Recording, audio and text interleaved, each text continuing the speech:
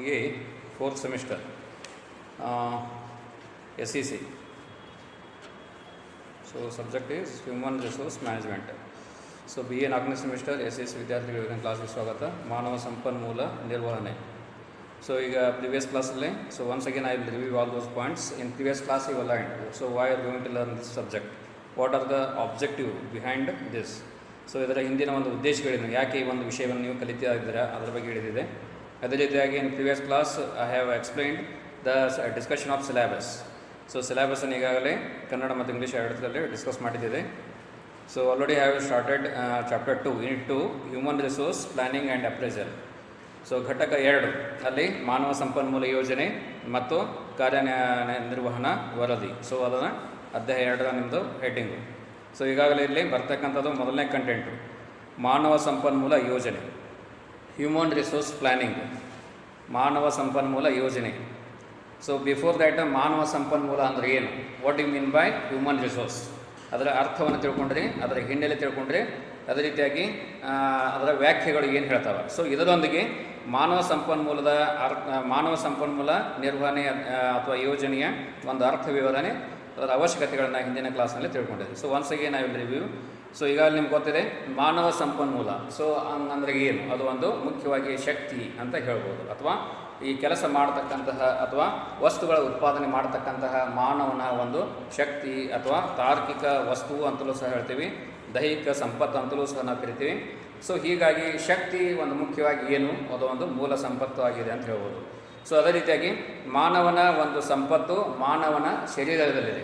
Okay, ಹೀಗಾಗಿ ಆರೋಗ್ಯವೇ ಭಾಗ್ಯ ಅಂತ ನಾವು ಹೇಳ್ತೀವಿ. ಯಾರ ಆರೋಗ್ಯ ಸರಿಯಾಗಿರ್ತದ ಅವರ ಭಾಗ್ಯ ಇರ್ತದ, ಆರೋಗ್ಯ ಸರಿ ಇಲ್ಲದೆ ಇದ್ದವರ ಭಾಗ್ಯ ಇರುವುದಿಲ್ಲ ಅಂತ ನಾವು ಹೇಳ್ಬೋದು. ಸೊ ಹೀಗಾಗಿ ಮಾನವನ ಆರೋಗ್ಯ ಅವನ ಸಂಪನ್ಮೂಲ ಅಂತ ನಾವು ಹೇಳ್ಬೋದು. ಸೊ ಅವನ ಸಂಪನ್ಮೂಲ ಅಂದರೆ ಆರೋಗ್ಯ ಸರಿಯಾಗಿದ್ದರೆ ಮಾತ್ರ ಅವನು ಸಂಪನ್ಮೂಲದ ಪ್ರತಿಯೊಂದು ಅಂದರೆ ಮಾನವ ಸಂಪನ್ಮೂಲದ ಎಲ್ಲ ಹಂತಗಳನ್ನು ಅವನು ಉಪಯೋಗ ಮಾಡಿಕೊಳ್ಳಲಿಕ್ಕೆ ಸಾಧ್ಯವಿದೆ ಅಂತ ಹೇಳ್ಬೋದು. ಸೊ ಹೀಗೆ ನಾವು ಮಾನವ ಯಂತ್ರಗಳಿಗೆ ಸರಕುಗಳಿಗೆ ಉತ್ಪಾದನೆ ಮಾಡ್ತಕ್ಕಂಥ ಸಂದರ್ಭದಲ್ಲಿ ಹಣವನ್ನು ಕೊಡಲಾಗ್ತದೆ, ಮಾನವ ಸಂಪನ್ಮೂಲಕ್ಕೂ ಸಹ ಅಷ್ಟೇ ಮಹತ್ವವನ್ನು ಕೊಡಲಾಗ್ತದೆ ಮತ್ತು ಅದನ್ನು ಹಣದ ರೂಪದಲ್ಲಿಯೂ ಸಹ ಎಳೆಯಲಿಕ್ಕೆ ಸಾಧ್ಯವಿದೆ ಅಂತ ಹೇಳ್ಬೋದು. ಸೊ ಹೀಗಾಗಿ ಯಾವುದೇ ಒಂದು ಕಾರ್ಯನಿರತ ಸಂಸ್ಥೆಯಲ್ಲಿ, ಸಂಘಟನೆಯಲ್ಲಿ, ಕಾರ್ಖಾನೆಯಲ್ಲಿ ಮಾನವ ಶಕ್ತಿಯನ್ನು ಉಪಯೋಗ ಮಾಡುವುದು ಅದರ ಅರ್ಥ ಏನು, ಮಾನವ ಶಕ್ತಿ ಉಪಯೋಗ ಮಾಡುವುದಂದರೆ ಅದನ್ನು ಹಣಕ್ಕಾಗಿ ಮಾರಾಟ ಮಾಡುವುದು ಅಥವಾ ಹಣಕ್ಕಾಗಿ ಪಡೆದುಕೊಳ್ಳುವುದು ಸೇವೆಯನ್ನು ಅಂತ ನಾವಿಲ್ಲಿ ಹೇಳ್ಬೋದು. ಸೊ ಹೀಗಾಗಿ ಮಾನವ ಯೋಜನೆ ಅಥವಾ what you mean by human resource planning, ಒಂದು ನಿರ್ದಿಷ್ಟ ಸಂಘ ಸಂಸ್ಥೆಗೆ ನಿರ್ದಿಷ್ಟಪಡಿಸಿದ ಅವಧಿಗೆ ಎಷ್ಟು ಜನ ನೌಕರರು ಬೇಕಾಗುತ್ತಾರೆ ಬರ್ಕೊಡೋದು ಹೆಡ್ಡಿಂಗು. ಮಾನವ ಸಂಪನ್ಮೂಲ ಯೋಜನೆಯ ಅರ್ಥ ವಿವರಣೆ, ಡೆಫಿನೇಷನ್ ಬರ್ಕೊಡು. ಮಾನವ ಸಂಪನ್ಮೂಲ ಯೋಜನೆಯ ಅರ್ಥ ವಿವರಣೆ, ಒಂದು ನಿರ್ದಿಷ್ಟ ಸಂಘ ಸಂಸ್ಥೆಗೆ, ಒಂದು ನಿರ್ದಿಷ್ಟ ಸಂಘ ಸಂಸ್ಥೆಗೆ ನಿರ್ದಿಷ್ಟಪಡಿಸಿದ ಅವಧಿಗೆ ಎಷ್ಟು ಜನ ನೌಕರರು ಬೇಕಾಗುತ್ತಾರೆ, ಎಷ್ಟು ಜನ ನೌಕರರು ಬೇಕಾಗುತ್ತಾರೆ ಎಂಬುದನ್ನು ಲೆಕ್ಕಾಚಾರ ಮಾಡಿ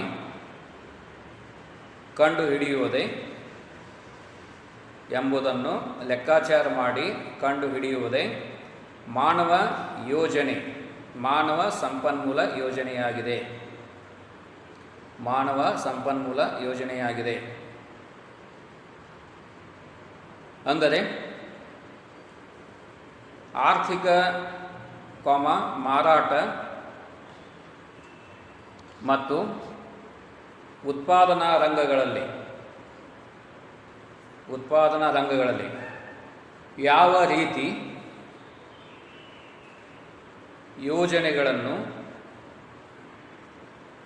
ರೂಢಿಸಲಾಗುತ್ತದೋ ಅದೇ ರೀತಿ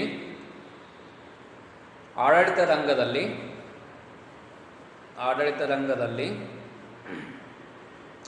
ಮಾನವ ಯೋಜನೆಯನ್ನು ಮಾಡಬೇಕಾಗುತ್ತದೆ. ಉದಾಹರಣೆ, ಒಂದು ಕಂಪನಿಯು ಭವಿಷ್ಯತ್ತಿನಲ್ಲಿ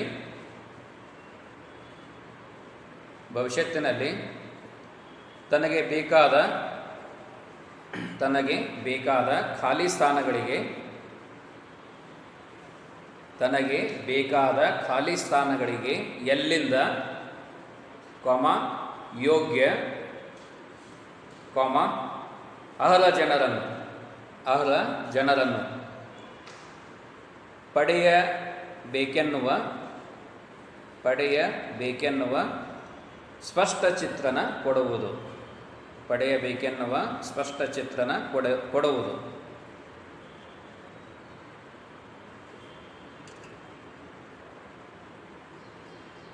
ಇನ್ನು ನೆಕ್ಸ್ಟ್ ಪ್ಯಾರ ಮಾಡಬೇಕು ನೋಡ್ರಿ. ಮಾನವ ಸಂಪನ್ಮೂಲ ನಿಯೋಜನೆ ಎಂದರೆ ವಿವಿಧ ಹಂತದಲ್ಲಿಯ, ಇವೆಲ್ಲ definition very very important. 2 marks 5 mark question ಬರ್ತವೆ. ವಿವಿಧ ಹಂತದಲ್ಲಿಯ ಕಾರ್ಯಚಟುವಟಿಕೆಗಳಿಂದ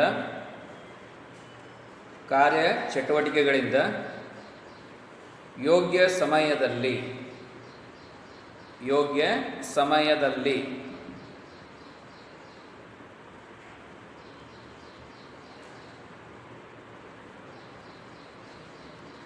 ಯೋಗ್ಯ ಸ್ಥಳದಲ್ಲಿ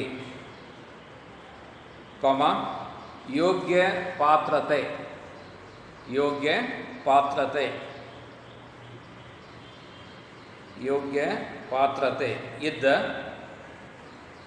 ಸಿಬ್ಬಂದಿಯ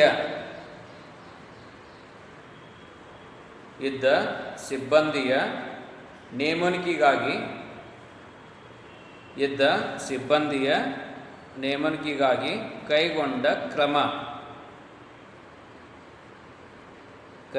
ಕ್ರಮವಾಗಿದೆ. Full stop. ಇನ್ನು ನೆಕ್ಸ್ಟ್ ಪ್ಯಾರ ಮಾಡ್ರಿ. ಮಾನವ ಶಕ್ತಿ ಎಂದರೆ ಒಂದು ಪ್ಯಾರ ಮಾಡಬೇಕು. ಒಂದು ಉದ್ಯೋಗದ ಅಥವಾ ಒಬ್ಬ ಉದ್ಯೋಗಪತಿಯ ಮಾನವ ಸಂಪನ್ಮೂಲ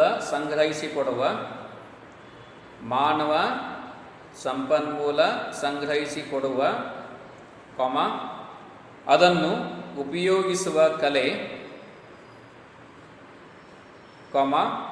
ಅದನ್ನು ವಿಂಗಡಿಸಿಕೊಡುವ, ಅದನ್ನು ಅಭಿವೃದ್ಧಿಗೊಳಿಸುವ ಮತ್ತು ಅದನ್ನು ಭದ್ರವಾಗಿ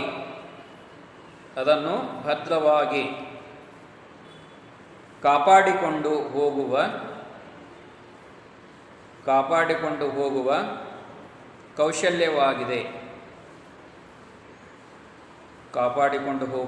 ಕೌಶಲ್ಯವಾಗಿದೆ. Full stop.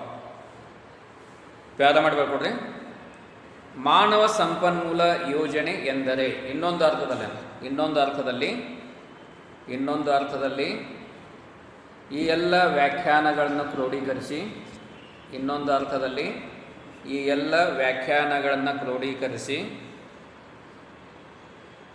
ವೆಟ್ಟರ್ ಅವರ ಪ್ರಕಾರ ಮಾನವ ಸಂಪನ್ಮೂಲ ಯೋಜನೆ ಎಂದರೆ ಇನ್ವರ್ಟೆಡ್ ಕಾಮಾದಲ್ಲಿ ಬರ್ಕೊಡು. ಒಂದು ಸಂಘ ಸಂಸ್ಥೆಯ ವ್ಯವಸ್ಥಾಪಕ ಮಂಡಳಿ ತಾನು ಈಗ ಹೊಂದಿರುವ ಮಾನವ ಸಂಪನ್ಮೂಲ ಸ್ಥಿತಿಯಿಂದ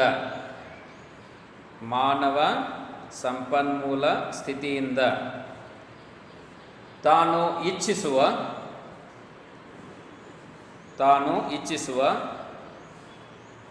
ಇನ್ನೂ ಹೆಚ್ಚಿನ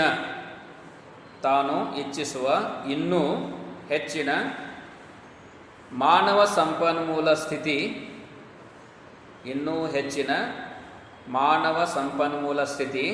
ಮತ್ತು ಹೇಗೆ ಸಾಗಬೇಕೆಂದು ನಿರ್ಧಾರ ನಿರ್ಧಾರ ಕೈಗೊಳ್ಳುವ ವಿಧಾನವಾಗಿದೆ. ನಿರ್ಧಾರ ಕೈಗೊಳ್ಳುವ ವಿಧಾನವಾಗಿದೆ. ಪ್ಯಾರ ಮಾಡ್ರಿ. ಗಾರ್ಡನ್ ಮ್ಯಾಕ್ ಬೇಟ್. ಗಾರ್ಡನ್ ಪ್ಯಾರ ಮಾಡಬೇಕು. ಇನ್ನೊಂದು ವ್ಯಾಖ್ಯೆ. ಗಾರ್ಡನ್ ಮ್ಯಾಕ್ ಬೇಟ್.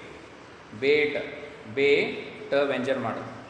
ಇನ್ನೊಮ್ಮೆ ಹೇಳ್ತಾರೆ ಗಾರ್ಡನ್ ಮ್ಯಾಕ್ ಬೇಟ್.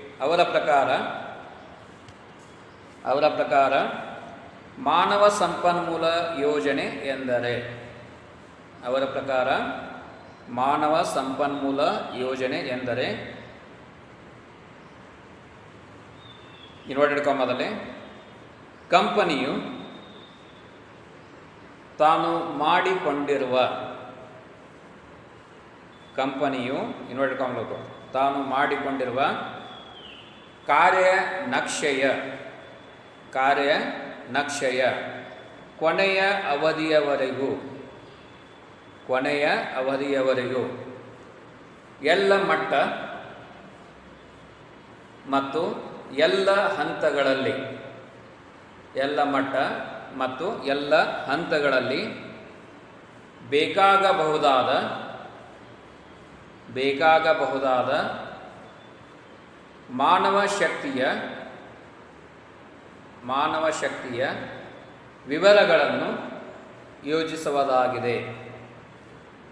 ಶಕ್ತಿಯ ವಿವರಗಳನ್ನು ಯೋಜಿಸುವುದಾಗಿದೆ.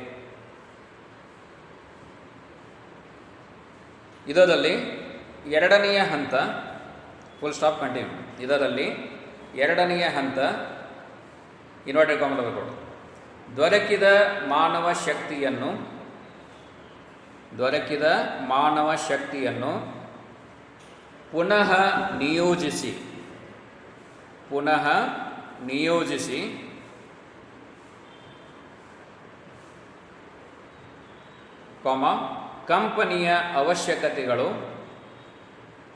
ಕಂಪನಿಯ ಅವಶ್ಯಕತೆಗಳು ಪೂರ್ಣಗೊಳ್ಳುವಂತೆ ಅರ್ಹ ವ್ಯಕ್ತಿಗಳನ್ನು ಪೂರೈಸುವುದು ಆಗಿದೆ. ಕಂಪನಿಯ ಅವಶ್ಯಕತೆಗಳನ್ನು ಪೂರ್ಣಗೊಳ್ಳುವಂತೆ ಅರ್ಹ ವ್ಯಕ್ತಿಗಳನ್ನು ಪೂರೈಸುವುದು ಆಗಿದೆ. Full stop. ಪ್ಯಾರ ಮಾಡಿದ್ರೆ ಕೊನೆಯ ಡೆಫಿನೇಷನ್ ಬರ್ಬೋದು. ಸಂಕ್ಷಿಪ್ತದಲ್ಲಿ ಮಾನವ ಸಂಪನ್ಮೂಲ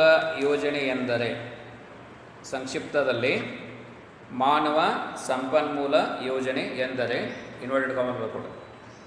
ಒಂದು ಕಂಪನಿ ಅಥವಾ ಸಂಘ ಸಂಸ್ಥೆಯ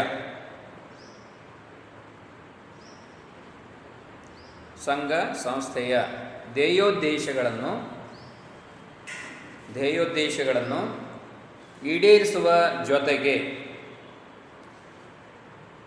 ಈಡೇರಿಸುವ ಜೊತೆಗೆ ಅದರ ನೌಕರರ ಮನೋಭಿಲಾಷೆಗಳನ್ನು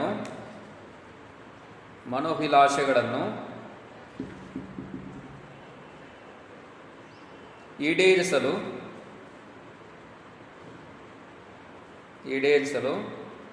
ಕಂಪನಿಗೆ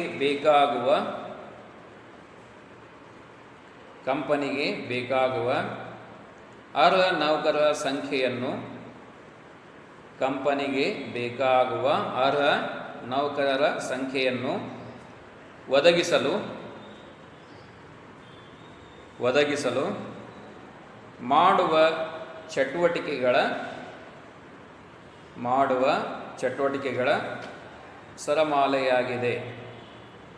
ಮಾಡುವ ಚಟುವಟಿಕೆಗಳ ಸರಮಾಲೆಯಾಗಿದೆ. Full stop. ಸೊ ಇಲ್ಲಿ ಈ ಎಲ್ಲ ನೀವು ವ್ಯಾಖ್ಯೆಗಳನ್ನು ತಿಳ್ಕೊಂಡ್ರೆ. ಸೊ ಹಿಂದಿನ ಒಂದು ಇದರೊಳಗೆ ಏನು ತಿಳ್ಕೊಂಡ್ರೆ, ಮಾನವ ಸಂಪನ್ಮೂಲ ಅಂದರೆ ಏನು, ಇದು ಮಾನವ ಸಂಪನ್ಮೂಲ ಯೋಜನೆ. ಸೊ ಮಾನವ ಸಂಪನ್ಮೂಲ ಮಾನವ ಯೋಜನೆ. ಸೊ ಇದನ್ನು ಮಾನವ ಸಂಪನ್ಮೂಲ ಸಾಮಾನ್ಯವಾಗಿ ನಾವು ಸಹ ಹೇಳ್ತೀವಿ. ಸೊ ಹಾಗೆ ಹೀಗೆ ಅಂತ. ಆದರೆ ಅದನ್ನು ಯೋಜನಾಬದ್ಧವಾಗಿ ವ್ಯವಸ್ಥಿತವಾಗಿ ಹೇಗೆ ನಿರೂಪಿಸಿ ಅದರ ಮೂಲಕ ಈ ಒಂದು ಕೆಲಸಗಳನ್ನು, ಕರ್ತವ್ಯಗಳನ್ನು ಅಥವಾ ಕಾರ್ಯಗಳನ್ನು, ಉತ್ಪಾದನಾ ಚಟುವಟಿಕೆಗಳನ್ನು ಹೇಗೆ ವ್ಯವಸ್ಥಿತಬದ್ಧವಾಗಿ ನಾವು ರೂಪಿಸುವುದು ಅಥವಾ ನಿರೂಪಿಸುವುದಕ್ಕೆ ಮಾನವ ಸಂಪನ್ಮೂಲ ಯೋಜನೆ ಅಂತ ಹೇಳ್ತೀವಿ ಅನ್ನೋದನ್ನು ಹೇಳ್ಬೋದು. ಅದೇ ರೀತಿಯಾಗಿ ಭವಿಷ್ಯತ್ತಿನಲ್ಲಿ ನಮಗೆ ಅತ್ಯಂತ ಅವಶ್ಯಕತೆವಾಗಿರತಕ್ಕಂತಹ ಮಾನವ ಶಕ್ತಿಯ ಒಂದು ಸಂಪನ್ಮೂಲದ ಒಂದು ನಿಯೋಜನೆ ಆಯಿತು.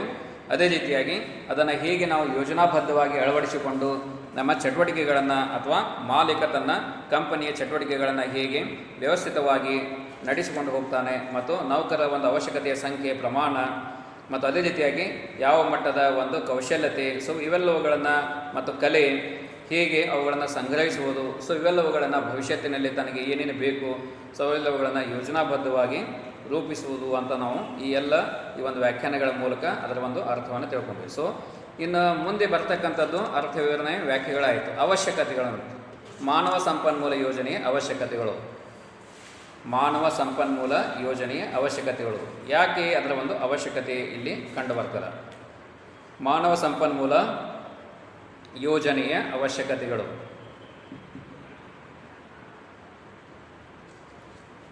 ಸೊ ಈಗಾಗಲೇ ಮಾನವ ಸಂಪನ್ಮೂಲ ಯೋಜನೆಯ ಅವಶ್ಯಕತೆಗಳು, need are also we can say that objectives ಅಥವಾ ಉದ್ದೇಶಗಳು ಅಂತಲೂ ಸಹ ನಾವುಗಳನ್ನು ಹೇಳ್ತೀವಿ. ಸೊ ಯಾವ ಒಂದು ಉದ್ದೇಶ ಅಥವಾ ಯಾವ ಒಂದು ಅವಶ್ಯಕತೆಯನ್ನು ಇಟ್ಟುಕೊಂಡು ನಾವು ಮಾನವ ಸಂಪನ್ಮೂಲ ಯೋಜನೆಯನ್ನು ಮಾಡ್ತೀವಿ. ಸೊ ಮೊದಲನೇದಾಗಿ ಇಲ್ಲಿ ಹೇಳಬೇಕಂದ್ರೆ ಮಾನವ ಸಂಪನ್ಮೂಲದ ಮೊದಲನೆಯ ಒಂದು ಪ್ರಮುಖವಾದಂಥ ಒಂದು ಉದ್ದೇಶ ಅಥವಾ ಒಂದು ಅವಶ್ಯಕತೆ ಇಲ್ಲಿ ಯಾಕೆ ಕಂಡು ಬರ್ತದೆ. ಸೊ ಮೊದಲನೇದಾಗಿ ಹೇಳಬೇಕಂದ್ರೆ ಮಾನವ ಸಂಪನ್ಮೂಲದ ಗರಿಷ್ಠ ಉಪಯೋಗವಾಗುವಂತೆ ನಿಶ್ಚಿತಪಡಿಸುವುದು. Okay, so to determine how much the maximum human resource is utilised, so that we have to determine. ಅಂದರೆ ಮಾನವ ಸಂಪನ್ಮೂಲದ ಒಂದು ಗರಿಷ್ಠ ಉಪಯೋಗ ಎಷ್ಟರ ಮಟ್ಟಿಗೆ ಆಗಬೇಕು ಅನ್ನುವ ಒಂದು ನಿರ್ಧಾರ ಮಾಡ್ತಕ್ಕಂಥ ಅಥವಾ ನಿಶ್ಚಿತಪಡಿಸ್ತಕ್ಕಂಥ ಒಂದು ಅವಶ್ಯಕತೆ ನಮಗೆ ಇಲ್ಲಿ ಕಂಡು ಬರ್ತದೆ. ಆದ್ದರಿಂದ ಇದೊಂದು ಮತ್ತೊಂದು ಎರಡನೇ ಒಂದು ಮುಖ್ಯವಾದಂಥ ಒಂದು ಅವಶ್ಯಕತೆ ಅಥವಾ ಉದ್ದೇಶ ಏನು, ಭವಿಷ್ಯತ್ತಿನ ಭರ್ತಿಯ ಒಂದು ಮಟ್ಟವನ್ನು ನಿರ್ಧರಿಸುವುದು. ಅದೊಂದು ಅವಶ್ಯಕತೆ. ಭವಿಷ್ಯತ್ತಿನಲ್ಲಿ ನಮಗೆ ಎಷ್ಟು ಮಾನವ ಸಂಪನ್ಮೂಲದ ಅವಶ್ಯಕತೆ ಇದೆ. ಸೊ ಅದೇ ರೀತಿಯಾಗಿ ಮಹಾವಿದ್ಯಾಲಯದಲ್ಲಿ ಬೋಧಕ ಸಿಬ್ಬಂದಿಯ ಒಂದು ಅವಶ್ಯಕತೆ ಎಷ್ಟಿದೆ ಭವಿಷ್ಯತ್ತಿನಲ್ಲಿ. ಸೊ ಈಗ 1ನೇ ಸೆಮ್ ಆಯಿತು, 2ನೇ ಸೆಮ್ ಆಯಿತು, 3ನೇ ಸೆಮ್ ಆಯಿತು. ಸೊ ಸೆಮ್ ವೈಸ್ ಸಬ್ಜೆಕ್ಟ್ಗಳು ಬದಲಾವಣೆ ಆಗ್ತಾ ಹೋಗ್ತಿರ್ತವೆ. ಸೊ ಅವುಗಳನ್ನು ಬೋಧನೆ ಮಾಡ್ತಕ್ಕಂತಹ ಬೋಧಕ ಸಿಬ್ಬಂದಿ ಅಥವಾ ಮಾನವ ಸಂಪನ್ಮೂಲದ ಅವಶ್ಯಕತೆ ಎಷ್ಟಿದೆ ಭವಿಷ್ಯತ್ತಿನಲ್ಲಿ. ಸೊ ಅವುಗಳನ್ನು ಅಂದಾಜು ಮಾಡಿ ನಾವೇನು ಮಾಡ್ತೀವಿ, ಎಷ್ಟು ನೌಕರರ ಸಂಖ್ಯೆ ಬೇಕಾಗ್ತದೆ ಅನ್ನುವ ಈ ಒಂದು ಭರ್ತಿಯ ಮಟ್ಟವನ್ನು ನಿರ್ಧಾರ ಮಾಡ್ತಕ್ಕದ್ದು. ಇನ್ನು ಅದೇ ರೀತಿಯಾಗಿ ಮೂರನೆಯ ಒಂದು ಮುಖ್ಯವಾದಂಥ ಒಂದು ಅವಶ್ಯಕತೆ ಏನು ಕಂಡು ಬರ್ತದೆ ಅಂದರೆ ಕಾಲಕ್ಕೆ ಅವಶ್ಯ ಬೀಳುವ ಮಾನವ ಸಂಪನ್ಮೂಲ ಸೊ ಅಲ್ಲಿ ಹೇಗೆ ದೊರಕುತ್ತದೆ ಎಂಬುದರ ಒಂದು ನಿಯಂತ್ರಣದ ಕ್ರಮಗಳನ್ನು ನಿಶ್ಚಿತಪಡಿಸುವುದು. ಮಾನವ ಸಂಪನ್ಮೂಲದ ನಿಯಂತ್ರಕ ಕ್ರಮಗಳ ನಿಶ್ಚಿತವನ್ನು ಅಥವಾ ನಿಯಂತ್ರಣ ಕ್ರಮಗಳನ್ನು ಎಷ್ಟು ಸಿಗ್ತದಪ್ಪ ಅನ್ನುವ ನಿಶ್ಚಿತತೆ ಅಂತ ಹೇಳ್ಬೋದು. ಸೊ ಭವಿಷ್ಯತ್ತಿನಲ್ಲಿ ಮಾನವ ಸಂಪನ್ಮೂಲ ಯಾವ ಪ್ರಮಾಣದಲ್ಲಿ ನಮಗೆ ಲಭ್ಯವಾಗ್ತದ ಅನ್ನುವುದನ್ನು ನಿಶ್ಚಿತಪಡಿಸುವುದು. ಕಾಲಕ್ಕೆ ನೋಡ್ಬೋದು. ಸೊ ಈಗ ಅಗ್ರಿಕಲ್ಚರ್ ಸೆಕ್ಟರ್ ಹೋಗ್ರಿ. ಸೊ ಈಗ ಸೀಸನ್ದಲ್ಲಿ ಸುಗ್ಗಿಯ ಸಮಯದಲ್ಲಿ ಅಲ್ಲಿ ಕಾರ್ಮಿಕ ಕೆಲಸ ಅಂದರೆ ಲೇಬರ್ ಫೋರ್ಸ್, ಸೊ ಅಲ್ಲಿಯೂ ಸಹ ನೋಡ್ತಾ ಇದ್ವಿ ಕಾರ್ಮಿಕ ವಲಯವೂ ಸಹ ಬೇಕಾಗ್ತದೆ. ಎಲ್ಲಿ ಕೃಷಿ ಚಟುವಟಿಕೆಗಳನ್ನು ಮಾಡ್ತಕ್ಕಂಥ ರೈತ ಕೇವಲ ಒಬ್ಬನೇ ಮಾಡಲಿಕ್ಕೆ ಸಾಧ್ಯವಿಲ್ಲ. ಅಲ್ಲಿ ಕೃಷಿಯೇತರ ಚಟುವಟಿಕೆಗಳನ್ನು ಮಾಡ್ತಕ್ಕಂತಹ ಅದೇ ರೀತಿಯಾಗಿ ಕಾರ್ಮಿಕ ವರ್ಗವೂ ಸಹ ಈ ಒಂದು ಕೃಷಿ ಚಟುವಟಿಕೆಗಳನ್ನು ಮಾಡಲಿಕ್ಕೆ ಅವರ ಅವಶ್ಯಕತೆ ಇರ್ತದೆ. ಸೊ ಆ ಒಂದು ಸುಗ್ಗಿಯ ಸಮಯದಲ್ಲಿ ಎಷ್ಟು ಕಾರ್ಮಿಕರ ಅವಶ್ಯಕತೆ ಅವರಿಗೆ ಕಂಡು ಬರ್ತದೆ. ಅದೇ ರೀತಿಯಾಗಿ ಸುಗ್ಗಿಯನ್ನು ಹೊರತುಪಡಿಸಿದ ಸಂದರ್ಭದಲ್ಲಿ ಎಷ್ಟು ಜನ ಬೇಕಾಗ್ತಾರೆ. ಸೊ ಈ ರೀತಿಯಾಗಿ ಕಾಲಕ್ಕೆ ಅವಶ್ಯ ಬೀಳತಕ್ಕಂತಹ ಒಂದು ಮಾನವ ಸಂಪನ್ಮೂಲವನ್ನು ನಿಶ್ಚಿತಪಡಿಸುವುದು. ಓಕೆ, ಈಗ ವರ್ಷದಲ್ಲಿ ಏನು 3 ನಾವು ನೋಡ್ತೀವಿ, ಋತುಮಾನಗಳನ್ನು ನೋಡ್ತೀವಿ. ಆಯಾ ಋತುಮಾನಕ್ಕೆ ಎಷ್ಟೆಷ್ಟು ಜನ ಬೇಕಾಗ್ತಾರೆ. ಸೊ ಇವನೀಗ ಸಕ್ಕರೆ ಕಾರ್ಖಾನೆ ಕೇವಲ 6 ತಿಂಗಳ ಹೆಚ್ಚಿನ ಒಂದು ಬ್ಯೂಟಿ ಶೆಡ್ಯೂಲ್ ಇರ್ತದೆ. 6 ತಿಂಗಳ ಅವಧಿಗೆ ಕಾರ್ಮಿಕ ವರ್ಗವನ್ನು ಕೆಲಸಕ್ಕೆ ನೇಮಕ ಮಾಡ್ಕೊಳ್ತಾರೆ. ಅದೇ ರೀತಿಯಾಗಿ ಇನ್ನುಳಿದ 6 ತಿಂಗಳ ಅವರು ಕೆಲಸ ಇರುವುದಿಲ್ಲ. ಸೊ ಇದು ಒಂದು ಮುಖ್ಯವಾದಂಥ ಒಂದು ಉದಾಹರಣೆಯಾಗಿ ಹೇಳ್ಬೋದು. ಸೊ ಇನ್ನು ಅದೇ ರೀತಿಯಾಗಿ 4ನೇ ಮುಖ್ಯವಾದಂಥ ಒಂದು ಅವಶ್ಯಕತೆ ತರಬೇತಿ ಮತ್ತು ಅಭಿವೃದ್ಧಿ ಕಾರ್ಯಕ್ರಮಗಳಿಗೆ ಆಧಾರ. ಸೊ ತರಬೇತಿ ಮತ್ತು ಅಭಿವೃದ್ಧಿ ಕಾರ್ಯಕ್ರಮಗಳಿಗೆ ಆಧಾರವಾಗುವುದು. So research and training and development ಅಂತ ಹೇಳ್ಬೋದು. So research development and training programmes. So ಇದು ಒಂದು ಮುಖ್ಯವಾದಂಥ ಮಾನವ ಸಂಪನ್ಮೂಲದ ಒಂದು ಅವಶ್ಯಕತೆಯಾಗಿದೆ ಅಂತ ಹೇಳ್ಬೋದು. ಇನ್ನು ಅದೇ ರೀತಿಯಾಗಿ ಹೊಸ ಯೋಜನೆಗಳಿಗೆ ಬೇಕಾಗುವ ಮಾನವ ಸಂಪನ್ಮೂಲದ ಖರ್ಚು ವೆಚ್ಚಗಳನ್ನು ನಿಖರವಾಗಿ ಹೇಳುವುದು. ಇದು ಒಂದು ಅವಶ್ಯಕತೆ. ಸೊ ಮಾನವ ಸಂಪನ್ಮೂಲ ಯೋಜನೆಯ ಅವಶ್ಯಕತೆ ಮತ್ತೊಂದೇನು, ಭವಿಷ್ಯತ್ತಿನಲ್ಲಿ ಅಥವಾ ಪ್ರಸ್ತುತದ ಒಂದು ಅವಧಿಯಲ್ಲಿ ಮಾನವ ಸಂಪನ್ಮೂಲದ ಒಂದು ನಿರ್ವಹಣೆ ಮಾಡಲಿಕ್ಕೆ ಎಷ್ಟು ರೀತಿಯ ಖರ್ಚು ವೆಚ್ಚಗಳು ಬೇಕಾಗ್ತವೆ ಅವರಿಗೆ ವೇತನ ಇರ್ಬೋದು, ಕೂಲಿ ಇರ್ಬೋದು, ಅದೇ ರೀತಿಯಾಗಿ ಅವರ ಒಂದು ಸೇವೆಯನ್ನು ಪಡೆದಾಗ ಯಾವ ರೀತಿಯ ಒಂದು ವೆಚ್ಚಗಳನ್ನು ಮಾಡಬೇಕಾಗ್ತದ ಅನ್ನುವುದನ್ನು ಸಹ ಇಲ್ಲಿ ನಿಖರವಾಗಿ ಹೇಳುವ ಒಂದು ಅವಶ್ಯಕತೆ ಇರ್ತದೆ. ಆ ಒಂದು ಉದ್ದೇಶದ ಸಲುವಾಗಿ ಅಂತ ಹೇಳ್ಬೋದು. ಇನ್ನು ಮತ್ತೊಂದು ಮುಖ್ಯವಾದಂಥ ಒಂದು ಸಂಗತಿಯನ್ನು ಹೇಳ್ಬೋದು, ಯಾವ ನಮೂನೆಯಲ್ಲಿ ಹೊಸ ಸೇರ್ಪಡೆಗಳನ್ನು ಮಾಡಿಕೊಳ್ಳಬೇಕು, ಯಾವ ನಮೂನೆಯಲ್ಲಿ ಹೊಸ ಸೇರ್ಪಡೆಗಳನ್ನು ಮಾಡಿಕೊಳ್ಳಬೇಕು, ಎಷ್ಟು ಜನರಿಗೆ ಯಾವ ಯಾವ ನಮೂನೆಯ ತರಬೇತಿಗಳನ್ನು ಕೊಡಬೇಕು, ಎಷ್ಟು ಜನರಿಗೆ ಯಾವ ಯಾವ ನಮೂನೆಯ ತರಬೇತಿಗಳನ್ನು ಕೊಡಬೇಕು. ಸೊ ಇದನ್ನು ನಿರ್ಧಾರ ಮಾಡ್ತಕ್ಕಂತಹ ಒಂದು ಅವಶ್ಯಕತೆ, ಉದ್ದೇಶ ಇಲ್ಲಿ ನಮಗೆ ಕಂಡು ಬರ್ತದೆ. ಇನ್ನು ಮತ್ತೊಂದು ಮುಖ್ಯವಾದಂತಹ ಒಂದು ಅವಶ್ಯಕತೆ ಹೇಳ್ಬೋದು, ಹೆಚ್ಚು ಉತ್ಪಾದನೆ ಆಗುವಂತೆ ಮಾಡುವುದು, ಹೆಚ್ಚು ಉತ್ಪಾದನೆ ಆಗುವಂತೆ ಮಾಡುವುದು. ಸೊ ಇದು ಮಾನವ ಸಂಪನ್ಮೂಲ ಯೋಜನೆಯ ಒಂದು ಮುಖ್ಯವಾದಂಥ ಒಂದು ಅವಶ್ಯಕತೆಯಾಗಿದೆ ಅಂತ ಹೇಳ್ಬೋದು.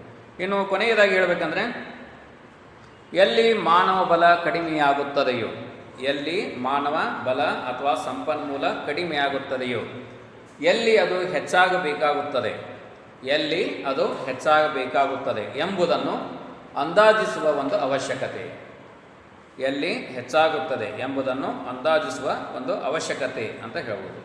ಇನ್ನು ಅದೇ ರೀತಿಯಾಗಿ ಆಧುನಿಕ ಯಂತ್ರಗಳ ಮತ್ತು ತಂತ್ರಗಳ ಜ್ಞಾನ ವಿಜ್ಞಾನದ ಒಂದು ಉಪಯೋಗ, ಸೊ ಇದು ಮಾನವರ ಕೆಲಸದ ಮೇಲೆ ಯಾವ ರೀತಿಯ ಪರಿಣಾಮವನ್ನು ಉಂಟು ಮಾಡ್ತದೆ ಎಂಬುದನ್ನು ನೋಡುವ ಒಂದು ಉದ್ದೇಶದ ಒಂದು ಅವಶ್ಯಕತೆ ಅಂತ ಹೇಳ್ಬೋದು.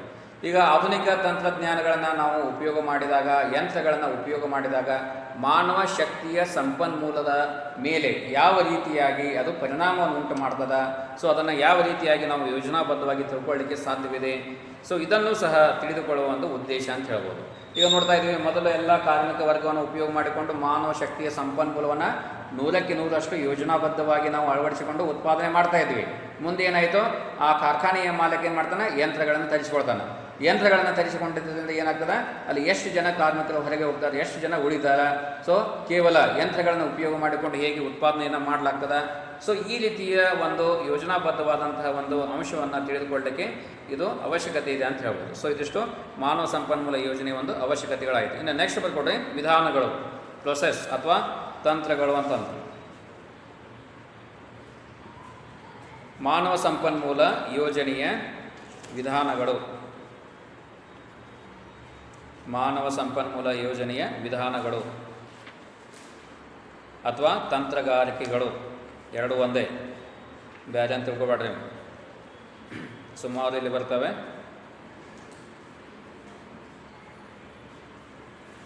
ಇಲ್ಲಿ ಉದ್ದೇಶಗಳು ಆಯಿತು, ಅವಶ್ಯಕತೆಗಳಾಯಿತು, ಎಲ್ಲ ಇದು ಮೀನಿಂಗ್ ಎಲ್ಲ ಒಂದೇ.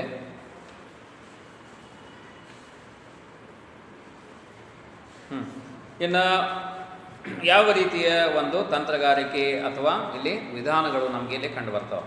ಸೊ ಮಾನವ ಸಂಪನ್ಮೂಲದ ಒಂದು ಯೋಜನೆಯ, ಮಾನವ ಸಂಪನ್ಮೂಲ ಯೋಜನೆಯ ಒಂದು ಯೋಜನಾಧಿಕಾರಿಗಳು ಮುಂಬರುವ ಒಂದು ಅವಧಿಗೆ ಅಥವಾ ಅವಶ್ಯಕತೆಗೆ ಅನುವಾದಂಥ ಒಂದು ಸಿಬ್ಬಂದಿ ಮತ್ತು ಅವುಗಳ ಲೆಕ್ಕಾಚಾರ, ಸೊ ಯಾವ ರೀತಿಯಾಗಿರಬೇಕು ಅನ್ನುವ ವಿವಿಧ ತಂತ್ರಗಳ ಒಂದು ಉಪಯೋಗ ವಿಧಾನಗಳನ್ನು ಮಾಡಿದ್ದಾರೆ ಅಂತ ಹೇಳ್ಬೋದು. ಯಾವ ರೀತಿಯ ವಿಧಾನಗಳು?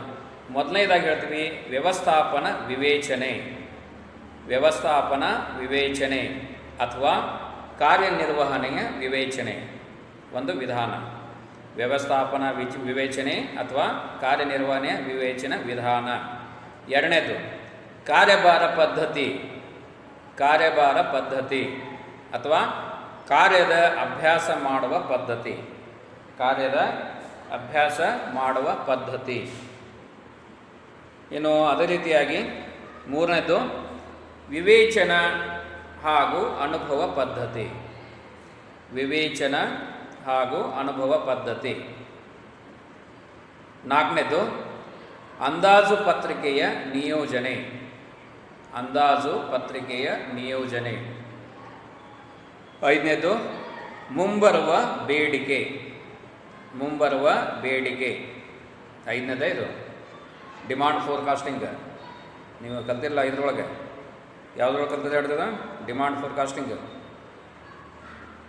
ಮೈಕ್ರೋ ಎಕನಾಮಿಕ್ಸ್ ಬರ್ತದೆ. ಓಕೆ. ಇನ್ನು ನೆಕ್ಸ್ಟ್ ಆರನೇದು ಸಂಖ್ಯಾ ಸಂಗ್ರಹಣದ ತಂತ್ರ, ಸಂಖ್ಯಾ ಸಂಗ್ರಹಣದ ತಂತ್ರ, ಪ್ರಮಾಣ ಪ್ರವೃತ್ತಿ ವಿಶ್ಲೇಷಣೆ, ಪ್ರಮಾಣ ಪ್ರವೃತ್ತಿ ವಿಶ್ಲೇಷಣೆ. ಕಾಮ ಅರ್ಥಶಾಸ್ತ್ರದ ಪದ್ಧತಿ. ಇವಷ್ಟು ಜಸ್ಟ್ ಪಾಯಿಂಟ್ಸ್ ನೋಟ್ ಡೌನ್ ಮಾಡಿಕೊಡ್ರೆ ಆಮೇಲೆ ನಾನು ನಿಮಗೆ ನೋಟ್ಸನ್ನು ವಾಟ್ಸಪ್ಪಲ್ಲಿ ಕಳಿಸ್ಕೊಡ್ತೀನಿ. ಸ್ವಲ್ಪ ಇದೆಲ್ಲ ಕಂಟೆಂಟ್ ಎಲ್ಲ ಮುಗಿಲಿ. ಅರ್ಥಶಾಸ್ತ್ರದ ಪದ್ಧತಿ, ಕಾಮ ಹಿಂದಿನ ಕಾರ್ಯ ವ್ಯವಹಾರದ ವಿಶ್ಲೇಷಣೆ. ಹಿಂದಿನ ಕಾರ್ಯ ವ್ಯವಹಾರದ ವಿಶ್ಲೇಷಣೆ, ಇದು 6ನೇದ್ದು. ಇನ್ನು 7ನೇದು ಬರ್ಕೊಡ್ರಿ, ಡಿಲಿಫ್ ತಂತ್ರಗಾರಿಕೆ. ಡಿಲಿಫ್ ತಂತ್ರಗಾರಿಕೆ, ಡಿಲೀಫ್ ತಂತ್ರಗಾರಿಕೆ ಅಥವಾ ಡಿಲಿಫಿ ಅಂದರೆ ಡಿಲಿಫಿ ಮಾಡ್ರಿ, ಡಿಲಿಫ್ ಅಲ್ಲ ಡಿಲಿಫಿ, ದೊಡ್ಡ ಪಿ, ಡಿಲಿಫಿ ತಂತ್ರಗಾರಿಕೆಯ ವಿಧಾನ ಅಂದ್ರೆ. ನೆಕ್ಸ್ಟು 8ನೇದು ನಿರಂತರ ಮಾದರಿಯ ವಿಧಾನ. ನಿರಂತರ ಮಾದರಿಯ ವಿಧಾನ. ಸೊ ಸುಮಾರಲ್ಲಿ 8 ವಿಧಾನಗಳನ್ನು ನೀವು ಈ ಒಂದು ಭಾಗದಲ್ಲಿ ಅಧ್ಯಯನ ಮಾಡ್ತಾರೆ. ಇದು ಮಾನವ ಸಂಪನ್ಮೂಲ ಯೋಜನೆಯ ಒಂದು ತಂತ್ರಗಾರಿಕೆಗಳು ಅಥವಾ ಯೋಜನೆಗಳು ಅಂತ ನಾವಿಲ್ಲಿ ಹೇಳ್ಬೋದು. ಇನ್ನು ಇಲ್ಲಿ ಮೊದಲನೇದಾಗಿ ವ್ಯವಸ್ಥಾಪನಾ ಈ ಒಂದು ವಿವೇಚನೆ ಅಥವಾ ಕಾರ್ಯನಿರ್ವಹಣಾ ವಿವೇಚನೆ. ಸೊ ಇಲ್ಲಿ ಏನು ಮಾಡಲಾಗ್ತದೆ, ಈ ಒಂದು ಪದ್ಧತಿಯಲ್ಲಿ ಕೆಳಗಿನಿಂದ ಮೇಲೆ ಅಥವಾ ಮೇಲಿನಿಂದ ಕೆಳಗೆ, ಈ ಒಂದು ಪದ್ಧತಿಯ ಪ್ರಕಾರ ಕೆಳಗಿನಿಂದ ಮೇಲೆ ಅಥವಾ ಮೇಲಿನಿಂದ ಕೆಳಗೆ ಈ ಒಂದು ಪದ್ಧತಿಯ ಮೂಲಕ ಮುಂದಿನ ಅವಧಿಗಾಗಿ ಒಂದು ಸಂಸ್ಥೆಗೆ ಅವಶ್ಯಕವಾದಂತಹ ಸಿಬ್ಬಂದಿಗಳ ಬಗ್ಗೆ ವಿವೇಚನೆ ಮಾಡತಕ್ಕಂತಹ ಒಂದು ಪ್ರಮುಖವಾದಂತಹ ಒಂದು ವಿಧಾನವಾಗಿದೆ. ಸೊ ಈಗ ಕೆಳಗಿನಿಂದ ಮೇಲೆ ಅಂದರೆ ಏನು, ಮೇಲಿನಿಂದ ಕೆಳಗೆ ಅಂದರೆ ಏನು, ಕೆಳಗಿನಿಂದ ಮೇಲೆ ಅಂದರೆ from ground level to top level, from top level to ground level. So ಇದರ ವಿವೇಚನೆ ಮಾಡತಕ್ಕಂತಹ ಒಂದು ವಿಧಾನ ಅಂತ ನಾವಿಲ್ಲಿ ಹೇಳ್ಬೋದು. ಸೊ ಇಲ್ಲಿ ಮುಖ್ಯವಾಗಿ ಮಾನವ ಶಕ್ತಿ ಇದ್ದಾಗ ಬೇರೆ ಸ್ಥಳದಲ್ಲಿ ಮಾನವ ಶಕ್ತಿ ಬೇಕಾಗ್ತದೆ. ಸೊ ಹೀಗಾಗಿ ಈ ಒಂದು ಬಾಟಮ್ ಲೆವೆಲ್ದಲ್ಲಿ ಯಾರು ಬರ್ತದೆ, ಮಾನವ ಶಕ್ತಿ ಬರ್ತದೆ. ಮೇಲ್ ಸ್ಥಳಕ್ಕೆ ಬರ್ತದೆ ಯಾರು ಬರ್ತದೆ, ಅಲ್ಲೇ ಮ್ಯಾನೇಜ್ಮೆಂಟ್ ಲೆವೆಲ್ ಅಥವಾ ಆಡಳಿತ ಒಂದು ವಲಯ ಬರ್ತದೆ. ಸೊ ಹೀಗಾಗಿ ಅದೇ ರೀತಿಯಾಗಿ ಮೇಲಿನಿಂದ ಕೆಳಗೆ ಆಡಳಿತ ಮಂಡಳಿಯಿಂದ ಹಿಡಿದು ಮತ್ತು ಈ ಒಂದು ಸಿಬ್ಬಂದಿಯ ಒಂದು ಸಿಬ್ಬಂದಿಯ ಒಂದು ಲೆವೆಲ್ದವರೆಗೆ ಅಥವಾ ಮಟ್ಟದವರೆಗೆ ಅಂತ ಹೇಳ್ಬೋದು. ಸೊ ಈ ಒಂದು ಲೆವೆಲ್ದಲ್ಲಿ ಅಥವಾ ಈ ಒಂದು ಮಟ್ಟದಲ್ಲಿ ಅಧಿಕಾರಿಗಳು ಮತ್ತು ಅದೇ ರೀತಿಯಾಗಿ ಈ ಒಂದು ಕಾರ್ಮಿಕರು ಸೊ ಪರಸ್ಪರ ಚರ್ಚಿಸಿ ಅದೇ ರೀತಿಯಾಗಿ ಮಾನವ ಶಕ್ತಿಯ ಒಂದು ವರದಿಯನ್ನು ತಯಾರಿಸಿ ಮೇಲ್ದರ್ಜೆಗೆ ಮತ್ತು ಅದೇ ರೀತಿಯಾಗಿ ವ್ಯವಸ್ಥಾಪನದ ಮುಂದೆ ಅದನ್ನು ಇಡಲಿಕ್ಕೆ ಸಾಧ್ಯವಿದೆ ಅಂತ ಹೇಳ್ಬೋದು. ಸೊ ಈಗ ಕಾರ್ಮಿಕ ವರ್ಗದಲ್ಲಿ ನೋಡ್ತಾ ಇದ್ವಿ, ಅಲ್ಲಿ 3 ರೀತಿಯ ವರ್ಗಗಳನ್ನು ನಾವು ಹೇಳ್ತೀವಿ, ಅವುಗಳನ್ನ ದರ್ಜೆಗಳನ್ನು ಕೊಡ್ತೀವಿ. ಮೊದಲನೇದು ಕೌಶಲ್ಯರಹಿತ ಕಾರ್ಮಿಕರು, ಅದೇ ರೀತಿಯಾಗಿ ಈ ಒಂದು ಸೆಮಿ ಸ್ಕಿಲ್ಡ್ ವರ್ಕರ್ಸ್ ಅಂತ ಹೇಳ್ತೀವಿ, ಅದೇ ರೀತಿಯಾಗಿ ಸ್ಕಿಲ್ಡ್ ವರ್ಕರ್ ಕೌಶಲ್ಯದ ಒಂದು ಕಾರ್ಮಿಕ ವರ್ಗ ಅಂತ ಹೇಳ್ತೀವಿ. ಅದೇ ರೀತಿಯಾಗಿ ಈ ಒಂದು ಅರ್ಧ ಅಥವಾ 50% ಇಲ್ಲಿ ಜನರು ಕೆಲಸಗಳನ್ನು ಗೊತ್ತಿರ್ತದ ಅಂಥವ್ರಿಗೆ ಸೆಮಿ ಸ್ಕಿಲ್ಡ್ ಅಂತ ಹೇಳ್ತೀವಿ. ಸೊ ಈ ರೀತಿಯ ದರ್ಜೆಗಳನ್ನು ಅವರಿಗೆ ಕೊಡಲಾಗ್ತದೆ ಅಂತ ಹೇಳ್ಬೋದು. ಅದೇ ರೀತಿಯಾಗಿ ಅಲ್ಲಿ ಸ್ಕಿಲ್ಡ್ ವರ್ಕರ್ಸ್ ಅಥವಾ ಟೆಕ್ನಿಷಿಯನ್ಸ್ ಅಂತ ಹೇಳ್ತೀವಿ ಅವರಿಗೆ. ಸೊ ಅಲ್ಲಿಯೂ ಸಹ ಅವರಿಗೆ ಮೇಲ್ದರ್ಜೆಯ ಸ್ಥಾನವನ್ನು ಅಲ್ಲಿ ಕೊಡಲಾಗ್ತದೆ ಅಂತ ಹೇಳ್ಬೋದು. ಸೊ ಈ ರೀತಿಯಾಗಿ ಅದೇ ರೀತಿಯಾಗಿ ಈ ಒಂದು ಮ್ಯಾನೇಜ್ಮೆಂಟ್ ಲೆವೆಲ್ದಲ್ಲಿ ಸಹ ನೋಡ್ತಾ ಇದ್ದೀವಿ, ಮ್ಯಾನೇಜ್ಮೆಂಟ್ ಹಿಡಿದು ಆಡಳಿತ ನಿರ್ದೇಶಕರು, so MD managing director. So ಈ ರೀತಿಯಾಗಿ ಎಲ್ಲ ಹಂತಗಳಲ್ಲಿ ನಾವು ಸೂಕ್ತವಾದಂಥದ್ದನ್ನು ನಾವು ವಿಚಾರ ಮಾಡಿ ವಿವೇಚನೆ ಮಾಡಿ ಎಷ್ಟು ಜನ ಬೇಕಾಗ್ತಾರೆ ಅವುಗಳ ಯೋಜನಾಬದ್ಧವಾಗಿ ಮಾಡ್ತಕ್ಕಂಥ ಒಂದು ಪ್ರಮುಖವಾದಂಥ ಒಂದು ವಿಧಾನವಾಗಿದೆ ಅಂತ ಹೇಳ್ಬೋದು. ಇನ್ನು 2ನೇದು ಕಾರ್ಯಭಾರ ಪದ್ಧತಿ ಅಥವಾ ಕಾರ್ಯದ ಅಭ್ಯಾಸ ಮಾಡುವ ಪದ್ಧತಿ ಅಂತ ಹೇಳ್ಬೋದು. ಸೊ ಈ ಒಂದು ವಿಧಾನದಲ್ಲಿ ಈ ಒಂದು ಭವಿಷ್ಯದ ಹಾಗೂ ಮುಂದಿನ ಕಾರ್ಯಚಟುವಟಿಕೆಗಳ ನಿರಂತರತೆ ಬಗ್ಗೆ ಅಲ್ಲಿ ವಿಚಾರಿಸಲಾಗ್ತದೆ. ಸೊ ಈಗ ನೋಡ್ಬೋದು, ಈಗ ಫಸ್ಟ್ ಸೆಮ್ಗೆ ನಿಮಗೆ ಎಷ್ಟು ಜನ ಸಿಬ್ಬಂದಿಗಳ ಅವಶ್ಯಕತೆ ಇದೆ, ಬೋಧನಾ ಸಿಬ್ಬಂದಿ ಅವಶ್ಯಕತೆ ಇದೆ. 2ನೇ ಸೆಮ್ದಲ್ಲಿ ಏನಾಗ್ತದೆ, ದಿಢೀರ್ನೆ ಮತ್ತೊಂದು ಸಬ್ಜೆಕ್ಟ್ ಹೆಚ್ಚಿಗೆ ಆಗ್ಬೋದು ಅಥವಾ ಕಡಿಮೆ ಆಗ್ಬೋದು. ಆ ಸಂದರ್ಭದಲ್ಲಿ ಎಷ್ಟು ಸಿಬ್ಬಂದಿ ಒಂದು ಅವಶ್ಯಕತೆ ಇದೆ. ಸೊ ಈ ರೀತಿಯ ಅದೇ ರೀತಿಯಾಗಿ ಒಂದು ಕಾಮಗಾರಿಯನ್ನು ಕೈಗೊಂಡಿರ್ತೀವಿ. ಆ ಕಾಮಗಾರಿಗೆ ಪ್ರಾರಂಭದಲ್ಲಿ ಹೆಚ್ಚಿನ ಒಂದು ಈ ಒಂದು ಮಾನವ ಸಂಪನ್ಮೂಲದ ಶಕ್ತಿ ಬೇಕಾಗ್ತದೆ, ಕಾರ್ಮಿಕ ವರ್ಗ ಬೇಕಾಗ್ತದೆ. ಹಂತ ಹಂತವಾಗಿ ಕಾರ್ಯ ಮುಗಿಯಲಿಕ್ಕೆ ಬಂದಾಗ ಅಲ್ಲಿ ಮಾನವ ಶಕ್ತಿಯ ಸಂಪನ್ಮೂಲದ ಅವಶ್ಯಕತೆ ಏನಾಗ್ತದೆ, ಕಡಿಮೆ ಆಗ್ತಾ ಹೋಗ್ತದೆ ಅಂತ ಹೇಳ್ಬೋದು. ಸೊ ಈ ರೀತಿಯಾಗಿ ಕಾರ್ಯಭಾರದ ಬಗ್ಗೆ ನಾವು ಕಾರ್ಯಚಟುವಟಿಕೆಗಳ ಬಗ್ಗೆ ಮುಂದಾಲೋಚಿಸಿ ಎಷ್ಟು ಜನ ಬೇಕಾಗ್ತದೆ, ಎಷ್ಟು ಅವಧಿಗೆ ಬೇಕಾಗ್ತದೆ ಮತ್ತು ಅವುಗಳನ್ನು ಯಾವ ಈ ಒಂದು ಮೌಲ್ಯಗಳ ಆಧಾರದ ಮೇಲೆ ನಾವು ಆ ಒಂದು ಮಾನವ ಶಕ್ತಿಯನ್ನು ಪಡೆಯಲಿಕ್ಕೆ ಸಾಧ್ಯವಿದೆ. ಸೊ ಇವುಗಳ ಒಂದು ಅವಶ್ಯಕತೆ ಮನುಷ್ಯನ ಒಂದು ತಾಸು ಅಥವಾ ಮಾನವ ಶಕ್ತಿಯ ಒಂದು ಲೆಕ್ಕಾಚಾರವನ್ನು ನಾವು ಇಲ್ಲಿ ಮಾಡಲಾಗ್ತದೆ ಅಂತ ಹೇಳ್ಬೋದು. ಸೊ ಈ ರೀತಿಯಾಗಿ ಈ ಒಂದು ಕಾರ್ಯಭಾರ ಪದ್ಧತಿ ಅಥವಾ ಕಾರ್ಯದ ಒಂದು ಅಭ್ಯಾಸ ಮಾಡ್ತಕ್ಕಂಥ ಒಂದು ಪದ್ಧತಿ ಅಂತ ಹೇಳ್ಬೋದು. ಸೊ ಈಗ ಅವಶ್ಯಕತೆಯ ಒಂದು ಮನುಷ್ಯನ ಒಂದು ತಾಸು, ಅವಶ್ಯಕ ಮನುಷ್ಯನ ತಾಸು ಡಿವೈಡೆಡ್ ಬೈ ಪ್ರತಿ ಸಿಬ್ಬಂದಿಯ ಒಂದು ಉತ್ಪಾದಕತೆಯ ತಾಸು ಅಂತ ಇಲ್ಲಿ ಹೇಳ್ಬೋದು. ಸೊ ಈಗ ಅವಶ್ಯಕತೆಯ ಮನುಷ್ಯನ ತಾಸನ್ನು ಕಂಡು ಯಾವ ರೀತಿಯಾಗಿ ಹೇಳ್ತೀವಿ. ಈಗ ಒಬ್ಬ ಅವಶ್ಯಕತೆಯ ಮನುಷ್ಯನ ಇರ್ತದೆ, ಮಾನವ ಸಂಪನ್ಮೂಲದ ಅವಶ್ಯಕತೆ ಇರ್ತದೆ. ಆ ಅವಶ್ಯಕ ಇರತಕ್ಕಂತಹ ಮನುಷ್ಯ ಎಷ್ಟು ಗಂಟೆ ಅವನು ತಾಸಿಗೆ ಕೊಡಬಹುದು. ಅದೇ ರೀತಿಯಾಗಿ ಆ ಎವರೇಜನ್ನು ಕೆಳಗಡೆ ನಾವು ಮಾಡ್ತೀವಿ, ಅಂದರೆ ಪ್ರತಿ ಒಂದು ಸಿಬ್ಬಂದಿಯ ಒಂದು ಉತ್ಪಾದಕತೆಯ ತಾಸು. ಸೊ ಈ ರೀತಿಯಾಗಿಯೂ ಸಹ ನಾವಿಲ್ಲಿ ಮಾಡ್ಬೋದು. ಬರ್ಕೊಡ್ತಾರೆ, ಕೇಳ್ತಾರೆ. ಉದಾಹರಣೆ ಅಂದರೆ ಅವಶ್ಯಕ ಸಿಬ್ಬಂದಿ ಸಂಖ್ಯೆ ಈಸ್ ಈಕ್ವಲ್ ಟು ಅವಶ್ಯಕ ಮನುಷ್ಯ ತಾಸು ಡಿವೈಡೆಡ್ ಬೈ ಉತ್ಪಾದಕತೆಯ ತಾಸು.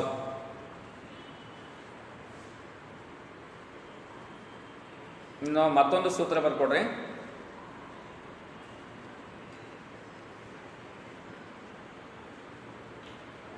ಬೇಡ, ಉದಾಹರಣೆ ಬರ್ಕೊಂಡು ಅದು ಸೇಮ್ ಐತಿ. ಅವಶ್ಯಕತೆ ಯೋಚಿಸಿದ ವಾರ್ಷಿಕ ಉತ್ಪಾದನೆ ಕೇಳ್ತಾರೆ. 2 ಮಾರ್ಕ್ ಕ್ವಶನ್ ಅದು, ಅಥವಾ 5 ಮಾರ್ಕ್ಸ್ ಕೇಳ್ಬೋದು. ಯೋಚಿಸಿದ ವಾರ್ಷಿಕ ಉತ್ಪಾದನೆ ಈಸ್ ಈಕ್ವಲ್ ಟು 1,00,000 ಯೂನಿಟ್, 1 ಮುಂದೆ 5 ಪೂಜೆ, ಈಸ್ ಈಕ್ವಲ್ ಟು 1,00,000 ಯೂನಿಟ್. ಆಮೇಲೆ ಎರಡನೇದು ಬರ್ಕೊಡ್ರಿ ಅಂಶ. ಎರಡನೇ ಸಂಗತಿ, ಪ್ರತಿ ಯೂನಿಟ್ ದರ್ಜೆಯುಳ್ಳ ಕೆಲಸಕ್ಕಾಗಿ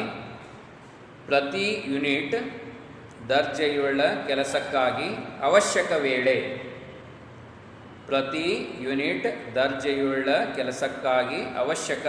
ಈಸ್ ಈಕ್ವಲ್ ಟು 2 ತಾಸು. ಮೂರನೇ ಪಾಯಿಂಟ್ ಬರ್ಕೊಡ್ರಿ. ಇವೆಲ್ಲ ಕೊಡ್ತಾರೆ, ಇವು ಕಂಡೀಷನ್ಸ್. ಉತ್ಪಾದಕರ ತಾಸು ಪ್ರತಿ ಸಿಬ್ಬಂದಿ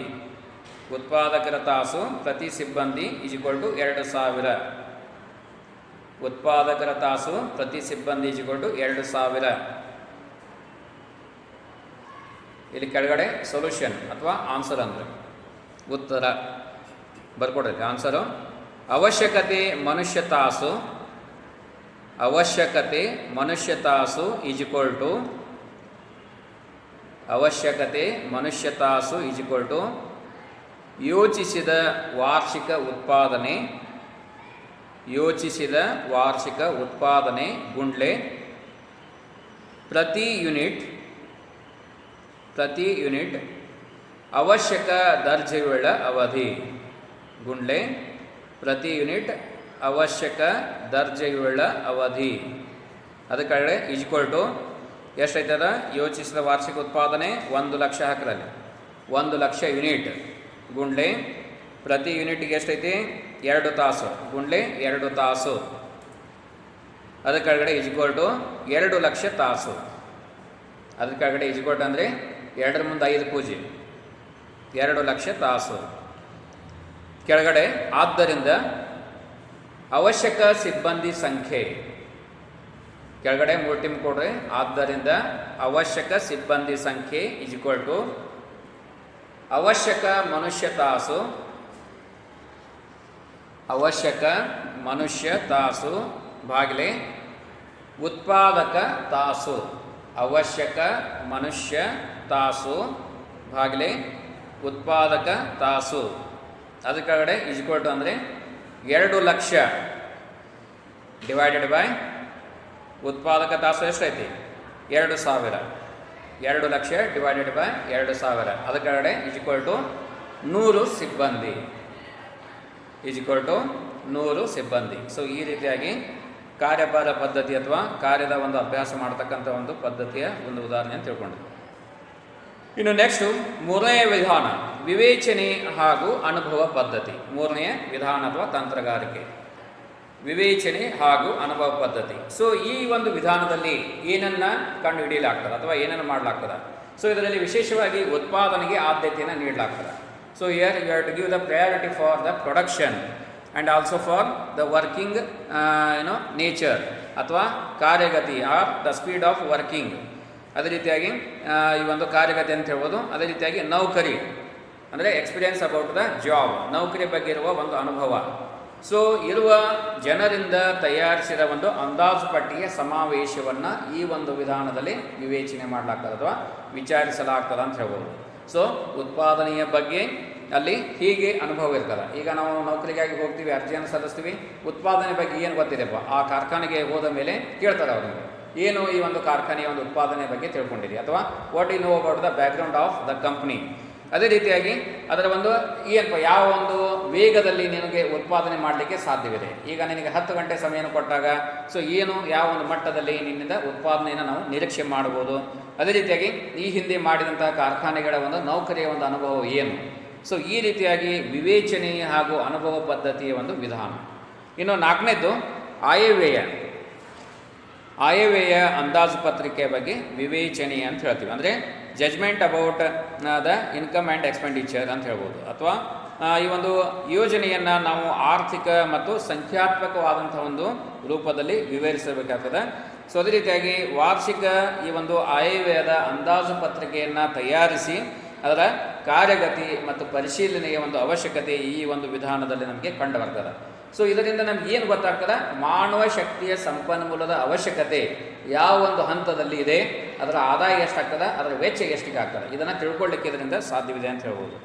ಇನ್ನು 5ನೇದು ಮುಂಬರುವ ಬೇಡಿಕೆ, ಡಿಮಾಂಡ್ ಫೋರ್ಕಾಸ್ಟ್.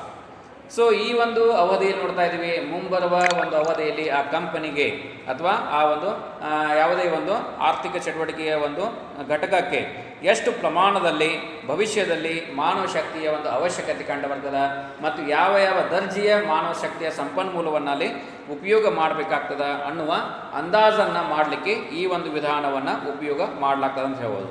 ಸೊ ಈ ಒಂದು ವಿಧಾನದಲ್ಲಿ ಆಂತರಿಕವಾದಂಥದ್ದು, ಅದೇ ರೀತಿಯಾಗಿ ಹೊರಗಿನ ಒಂದು ಪ್ರಕ್ರಿಯೆಯ ಬಗ್ಗೆ ವಿವೇಚನೆಯನ್ನು ಮಾಡ್ತಕ್ಕಂತಹ ಒಂದು ಪ್ರಮುಖವಾದಂತಹ ಒಂದು ಮಾನವ ಶಕ್ತಿ ಯೋಜನೆಯ ಸಂಪನ್ಮೂಲದ ವಿಧಾನವಾಗಿದೆ. ಇನ್ನು ಇಲ್ಲಿ ಆಂತರಿಕ ಅಂದರೆ ಏನು?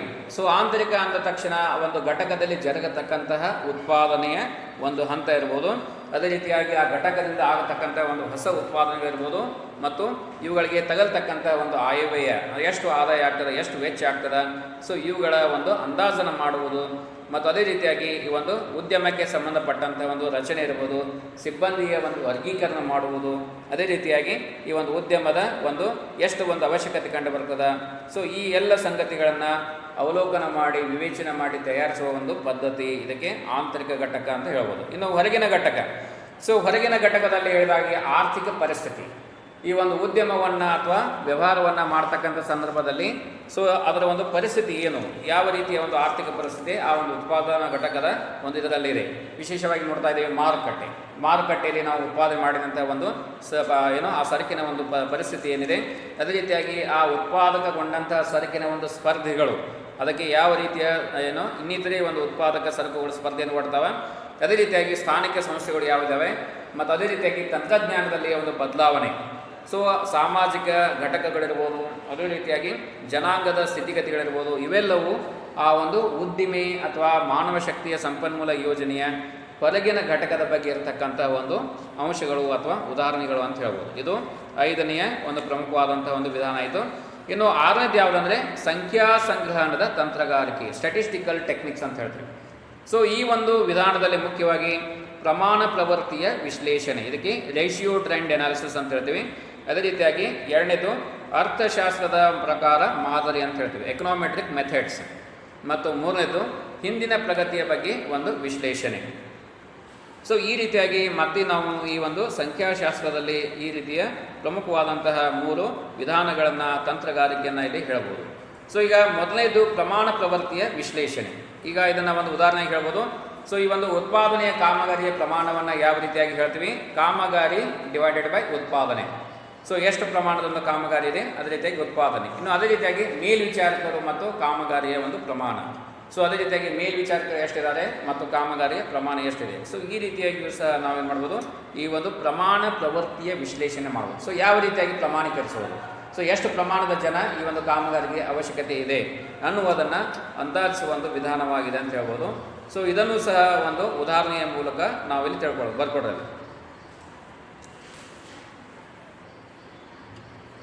ಕೇಳ್ತಾರೆ ಇಲ್ಲಿ 2 ಮಾರ್ಕ್ ಕ್ವಶನ್ಸು. ಅವಶ್ಯಕ ಮೇಲ್ವಿಚಾರಕರ ಸಂಖ್ಯೆ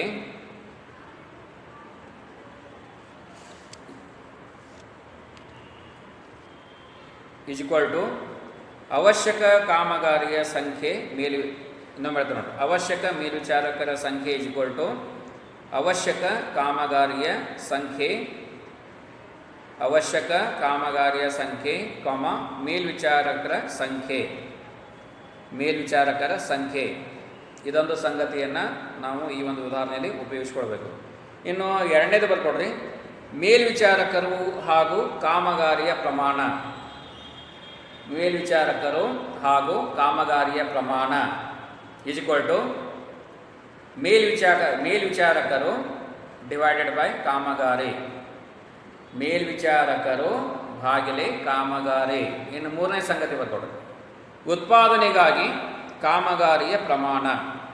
ಉತ್ಪಾದನೆಗಾಗಿ ಕಾಮಗಾರಿಯ ಪ್ರಮಾಣ ಈಸ್ ಈಕ್ವಲ್ ಟು ಕಾಮಗಾರಿ ಭಾಗಿಲೆ ಉತ್ಪಾದನೆ ಈಸ್ ಈಕ್ವಲ್ ಟು ಕಾಮಗಾರಿ ಭಾಗಿಲೆ ಉತ್ಪಾದನೆ. ಇನ್ನು ಸಮಸ್ಯೆ ಅಥವಾ ಉದಾಹರಣೆ, ಸನ್ 2011-12ರಲ್ಲಿಯ ಉತ್ಪಾದನೆ, ಸನ್ 2011-12ರಲ್ಲಿಯ ಉತ್ಪಾದನೆ is equal to 50,000 unit, 50,000 unit ಕಾಮ ಅಥವಾ ಕೆಳಗಡೆ ಬೇಕು. ಸನ್ 2011-12ರಲ್ಲಿಯ ಕಾಮಗಾರಿಯು, ಸನ್ 2011-12ರಲ್ಲಿಯ ಕಾಮಗಾರಿಯು ಈಸ್ ಈಕ್ವಲ್ ಟು 50 ಸಂಖ್ಯೆ, ಈಸ್ ಈಕ್ವಲ್ ಟು 50 ಸಂಖ್ಯೆ. ಅದ್ರ ಕೆಳಗಡೆ ಬರ್ಕೊಡು, ಸನ್ 2011-12ರಲ್ಲಿ, ಸನ್ ಅಂದರೆ ಏನು, ಇಸ್ವಿ ಅಂತ. ಸನ್ 2011-12ರಲ್ಲಿ ಮೇಲ್ವಿಚಾರಕರು ಈಸ್ ಈಕ್ವಲ್ ಟು 5 ಸಂಖ್ಯೆ, ಮೇಲ್ವಿಚಾರಕರು ಈಸ್ ಈಕ್ವಲ್ ಟು 5 ಸಂಖ್ಯೆ. ಕೆಳಗಡೆ ಮತ್ತೊಂದು ಪಾಯಿಂಟ್ ಬರ್ಕೊಡ್ತಾರೆ ಅದರದ್ದು ಸಮಸ್ಯೆದು. 2012-13ರಲ್ಲಿ, 2012-13ರಲ್ಲಿ ಅಂದಾಜು ಮಾಡಿದ ಉತ್ಪಾದನೆ, 2012-13ರಲ್ಲಿ ಅಂದಾಜು ಮಾಡಿದ ಉತ್ಪಾದನೆ is equal to 75,000 units, is equal to 75,000 units. ಉತ್ತರ ಅಥವಾ ಸೊಲ್ಯೂಷನ್ ಅಂದರೆ ಬರ್ಕೊಡ್ರಿ. ನಂಬರ್ 1, ಕಾಮಗಾರಿ ಮತ್ತು ಉತ್ಪಾದನೆಯ ಪ್ರಮಾಣ. ಕಾಮಗಾರಿ ಮತ್ತು ಉತ್ಪಾದನೆಯ ಪ್ರಮಾಣ ಈಸ್ ಈಕ್ವಲ್ ಟು ಕಾಮಗಾರಿಯ ಸಂಖ್ಯೆ ಭಾಗಿಲೆ ಉತ್ಪಾದನೆಯ ಯೂನಿಟ್ಸ್, ಕಾಮಗಾರಿಯ ಸಂಖ್ಯೆ ಭಾಗಿಲೆ ಉತ್ಪಾದನೆಯ ಯೂನಿಟ್ಸ್ ಈಸ್ ಈಕ್ವಲ್ ಟು, ಅಥವಾ ಕೆಳಗಡೆ ಈಸ್ ಈಕ್ವಲ್ ಟು ಅಂತ, ಅದ್ರ ಕೆಳಗಡೆ ಈಸ್ ಈಕ್ವಲ್ ಟು ಹಾಕ್ರಿ. 50 ಭಾಗಿಲೆ 50,000, ಸಾರಿ 5,000, 50 ಭಾಗಿಲೆ 5,000, 50 ಭಾಗಿಲೆ 5,000. ಅಲ್ಲೇ ಅದ್ರ ಕೆಳಗಡೆ ಈಸ್ ಈಕ್ವಲ್ ಟು ಅಂದರೆ ಅಲ್ಲಿ ಒಂದು ಇದು ಹೋಯ್ತು ನೋಡ್ರಲ್ಲಿ, 5:5,000 ಅಂತ. ಅದರ ಕೆಳಗಡೆ ಈಸ್ ಈಕ್ವಲ್ ಟು ಅಂದರೆ 5:5,000, ಅಥವಾ ಅದರ ಕೆಳಗಡೆ ಈಸ್ ಈಕ್ವಲ್ ಟು ಹಾಕ್ರಿ 1:1,000. ಗೊತ್ತಾಯ್ತಿಲ್ಲ ಹೆಂಗೆ ಬಂತದ, 1:1,000 ಡಿವೈಡ್ ಮಾಡ್ಕೊಂಡು ಹೋಗೋದು. 1:1,000. ಸೊ ಒಂದನೇದು ನಮಗೆ ಆನ್ಸರ್ ಸಿಕ್ತೀಗ. ಇನ್ನು ಎರಡನೇದು ನಂಬರ್ 2, ಮೇಲ್ವಿಚಾರಕರು. ಎರಡನೇದು ಮೇಲ್ವಿಚಾರಕರು ಹಾಗೂ ಕಾಮಗಾರಿಯ ಪ್ರಮಾಣ. ಮೇಲ್ವಿಚಾರಕರು ಹಾಗೂ ಕಾಮಗಾರಿಯ ಪ್ರಮಾಣ ಈಸ್ ಈಕ್ವಲ್ ಟು ಮೇಲ್ವಿಚಾರಕರ ಸಂಖ್ಯೆ ಭಾಗಿಲೆ ಕಾಮಗಾರಿಯ ಸಂಖ್ಯೆ. ಮೇಲ್ವಿಚಾರಕರ ಸಂಖ್ಯೆ ಭಾಗಿಲೆ ಕಾಮಗಾರಿಯ ಸಂಖ್ಯೆ. ಅದ್ರ ಕೆಳಗಡೆ ಈಸ್ ಈಕ್ವಲ್ ಟು ಹಾಕಿದ್ರೆ ಮೇಲ್ವಿಚಾರಕರ ಸಂಖ್ಯೆ ಎಷ್ಟೈತಿ, 5. 5 ಭಾಗಿಲೆ ಕಾಮಗಾರಿಯ ಸಂಖ್ಯೆ ಎಷ್ಟೈತಿ, 50. 5 ಭಾಗಿಲೆ 50. ಅದ್ರ ಕೆಳಗಡೆ ಈಸ್ ಈಕ್ವಲ್ ಟು ಅಂದರೆ 5:50. 5:50. ಅದ್ರ ಕೆಳಗಡೆ ಈಸ್ ಈಕ್ವಲ್ ಟು ಅಂದರೆ 1:10. 1:10. ಎರಡನೇದು ಸಿಕ್ತು. ಇನ್ನು ಮೂರನೇದು ಅವಶ್ಯಕ ಕಾಮಗಾರಿಯ ಸಂಖ್ಯೆ. ಮೂರನೇದು ಅವಶ್ಯಕ ಕಾಮಗಾರಿಯ ಸಂಖ್ಯೆ ಈಸ್ ಈಕ್ವಲ್ ಟು ಅಂದಾಜು ಪಟ್ಟಿ ಮಾಡಿದ ಉತ್ಪಾದನೆ. ಅಂದಾಜು ಪಟ್ಟಿ ಮಾಡಿದ ಉತ್ಪಾದನೆ ಗುಡ್ಲೆ ಕಾಮಗಾರಿಯ ಪ್ರಮಾಣ. ಗುಂಡ್ಲೆ ಕಾಮಗಾರಿಯ ಪ್ರಮಾಣ ಅಲ್ಲಿ ಅಂದಾಜು ಪಟ್ಟಿ ಮಾಡಿದ ಉತ್ಪಾದನೆ ಈಜ್ಗೋಟ್ ಹಾಕ್ರಿ ಕೆಳಗಡೆ 75,000 ಗುಂಡ್ಲೆ 1/1000. 1/1000 ಹೆಂಗೆ ಅಂತ ಹೇಳ್ರಿ, ಕಾಮಗಾರಿಯ ಪ್ರಮಾಣ ನೋಡ್ರಿ, ಒಂದನೇದ್ದು 1:1,000 ಐತಿಲ್ಲ, ಅದನ್ನು ಬರಿಬೇಕಲ್ಲಿ. 1/1000 ಅದಕ್ಕೆ ಈಜ್ಗೋಟ್ ಅಂದರೆ 75.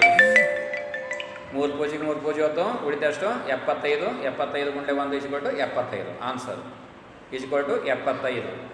ಆಯಿತಾ? ಇನ್ನು ನೆಕ್ಸ್ಟು 4ನೇದು ಬಿಟ್ಕೊಡು. ಅವಶ್ಯಕ ಮೇಲ್ವಿಚಾರಕರ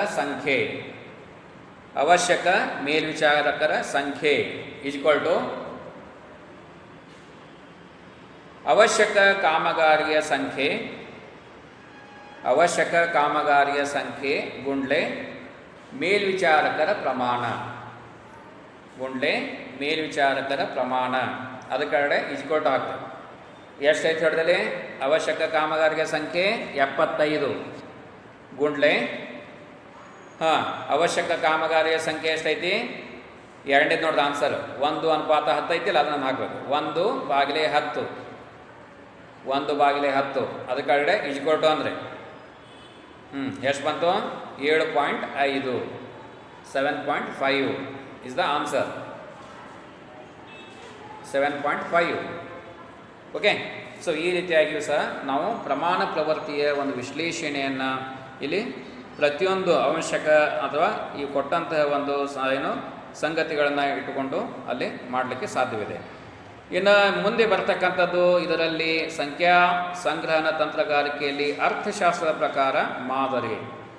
ಸೊ ಇಲ್ಲಿ ಗಣಿತಶಾಸ್ತ್ರದ ನಮೂನೆಯಲ್ಲಿ ನಾವು ಹೇಗೆ ತಯಾರಿ ಮಾಡಿದ್ವಿ, ಹಿಂದಿನ ಅವಧಿಯ ಮಾಹಿತಿಯ ಒಂದು ವಿವರವಾದಂತಹ ಸಂಖ್ಯಾತ್ಮಕವಾದಂತಹ ಸಂಗ್ರಹಣೆಯ ಒಂದು ತಿದ್ದುಪಡಿ ಅಂಶಗಳನ್ನು ಪರಿಶೀಲನೆ ಮಾಡಿ ನಾವು ಇಲ್ಲಿ ಲೆಕ್ಕಾಚಾರ ಮಾಡಬೇಕಾಗ್ತದೆ. ಸೊ ಏನೇನು ಬದಲಾವಣೆ ಆಗಿದೆ, ಘಟಕದಲ್ಲಿ ಆದಂಥ ಒಂದು ಬದಲಾವಣೆ ಏನು, ಸೊ ಯಾವ ರೀತಿಯ ಬದಲಾವಣೆ ಉತ್ಪಾದನೆಯಲ್ಲಿ, ಆಮೇಲೆ ವಿಕ್ರಿ, ಮಾರಾಟ, ಮತ್ತು ಅದೇ ರೀತಿಯಾಗಿ ಈ ಒಂದು ಆರ್ಥಿಕ ಸೌಕರ್ಯಗಳು ಮತ್ತು ಮಾನವ ಸಂಪನ್ಮೂಲದ ಅವಶ್ಯಕತೆಯ ಒಂದು ಘಟಕಕ್ಕೆ ಎಷ್ಟಿದೆ, ಸೊ ಮುಂತಾದವುಗಳನ್ನು ನಾವು ಬದಲಾವಣೆಯ ಆಧಾರದ ಮೇಲೆ ಸೊ ಅವಶ್ಯಕತೆ ಯಾವ ರೀತಿಯಾಗಿರ್ತದೆ ಅದನ್ನು ಅರ್ಥಶಾಸ್ತ್ರ ಪದ್ಧತಿಯ ಪ್ರಕಾರ ವಿವೇಚಿಸಿ ಅಂದಾಜಿಸುವುದು ಈ ಒಂದು ಅರ್ಥಶಾಸ್ತ್ರದ ಪ್ರಕಾರ ಸಂಖ್ಯಾ ಸಂಗ್ರಹಣದ ತಂತ್ರಗಾರಿಕೆ ವಿಧಾನ ಅಂತ ಇಲ್ಲಿ ಕರೆಯಬಹುದು. ಇನ್ನು ಮತ್ತೊಂದು ಮೂರನೇ ವಿಧಾನ ಬರ್ತದೆ, ಹಿಂದಿನ ಅವಧಿಯ ವಿಶ್ಲೇಷಣೆಯ ಪದ್ಧತಿ. ಇದಕ್ಕೆ ರಿಗ್ರೆಸಿವ್ ಅನಾಲಿಸಿಸ್ ಅಂತ ಹೇಳ್ತೀವಿ. ಹಿಂದಿನ ಅವಧಿಯ ವಿಶ್ಲೇಷಣೆ ಪದ್ಧತಿ, ರಿಗ್ರೆಸಿವ್ ಅನಾಲಿಸಿಸ್. ಸೊ ಈಗ ಸ್ವತಂತ್ರವಾಗಿ ಬದಲಾವಣೆ ಮಾಡಿದಂಥ ಒಂದು ಉತ್ಪಾದನೆ ಈ ಒಂದು ಪದ್ಧತಿಯಲ್ಲಿ, ಸೊ ಈ ಒಂದು ಪದ್ಧತಿಯ ಉಪಯೋಗ ಮಾಡಿಕೊಂಡು ಹಿಂದೆ ಆದಂತಹ ಒಂದು ಉತ್ಪಾದನೆ ಇರ್ಬೋದು, ಅದೇ ರೀತಿಯಾಗಿ ಮಾರಾಟ ಪ್ರಕ್ರಿಯೆಗಳಿರ್ಬೋದು, ಆಮೇಲೆ ಅದೇ ರೀತಿಯಾಗಿ ಪೂರೈಸಿದ ಒಂದು ಅಂಕಿಅಂಶಗಳಿರ್ಬೋದು.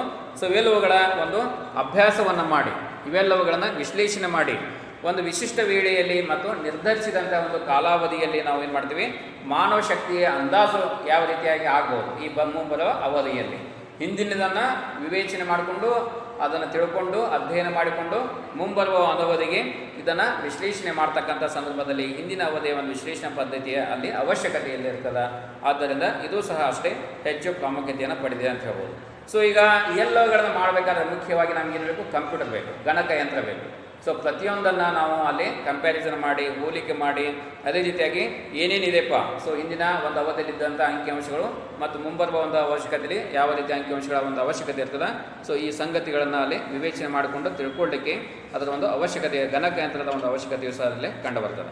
ಇನ್ನು ಮತ್ತೊಂದು ಕೊನೆಯದಾದಂಥ ಒಂದು ಮುಖ್ಯವಾದಂತಹ ಒಂದು ವಿಧಾನ ಯಾವುದಂದರೆ ಡಿಲಿಫಿ ವಿಧಾನ ಅಂತ ಹೇಳ್ತೀವಿ. ಡಿಲಿಫಿ ವಿಧಾನ.